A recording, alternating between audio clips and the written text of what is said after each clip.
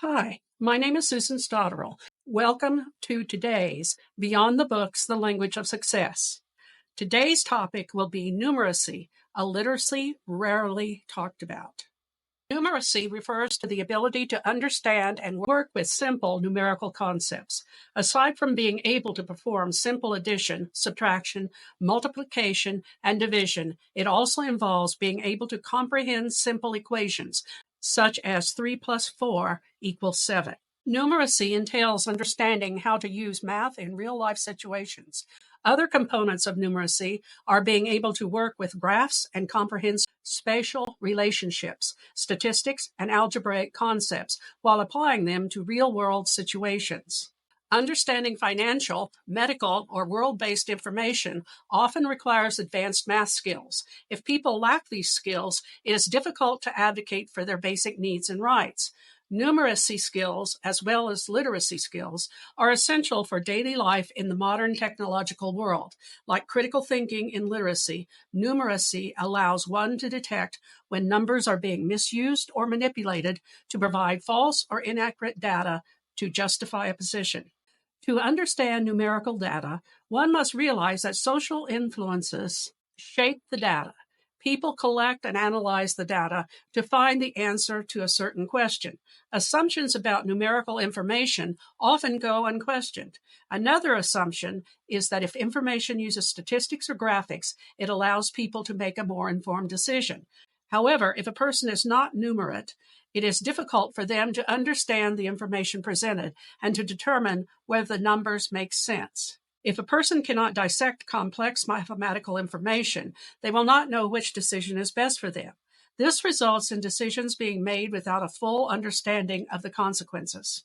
The Program for International Assessment of Adult Competencies, or PIAAC, is a cyclical, large-scale survey of adult skills developed and organized by the Organization for Economic Cooperation and Development, OECD. Every 10 years, experts conduct this study. In December 2024, they will release the latest data from the 2022-23 cycle of PIAAC. In the 2013 PIAAC, only 9% of Americans ages 16 to 65 were proficient in using math in a daily life situation. Below level 1, the non-literate scored between 0 and 175. That was 10% of adults over 16. They perform basic tasks counting arithmetic with whole numbers. An example would be review 4 price tags, which include the date packed, then indicate which item was packed first.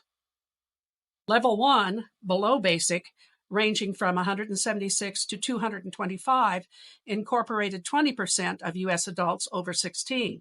Perform one-step tasks, count, sort, perform math, understand simple percentages, such as 50%. The simple task would be calculate how many layers of candles are in a box that says there are 105 candles in the box and shows that there are 5 rows of 7 candles. Level 2, basic, scored between 226 and 275 and included 34% of adults over 16. In it, you were supposed to perform 2 or more calculations, simple measurements, spatial representations, and estimates, and interpret simple tables and graphs. An example task would be review a motor vehicle logbook with columns for dates of trip, odometer readings, and distance traveled.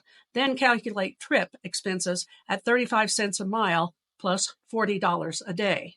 At level 3, the intermediate, 276 to 325, found 27%. Understand and work with mathematical patterns, proportions, and basic statistics, expressed in verbal or numerical forms.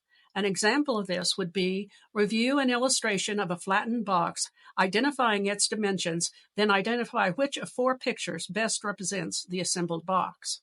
In level 4 and 5, which is considered proficient and rated 326 to 375, included 9%. In this, at level 4, you were to perform analysis and complex reasoning, understand statistics and change, and spatial relationships, communicate well-reasoned answers. In number 5, you were to understand complex abstract mathematical and statistical ideas embedded in complex tasks, draw inferences, arguments, or models, justify, reflect on solutions or choices. An example of this would be reviewing two stacked column bar graphs representing how many years of schooling men and women in Mexico have had by decade, then identify the percentage of men who had more than 6 years of schooling in 1970. When compared with other countries, the U.S. ranked lower than the international average, had a higher percentage of low performers, and had lower numeracy scores than in 2003. Worse yet, the U.S. overall numeracy score took a 9-point dive since 1993 study. How do you think it will be in 2024?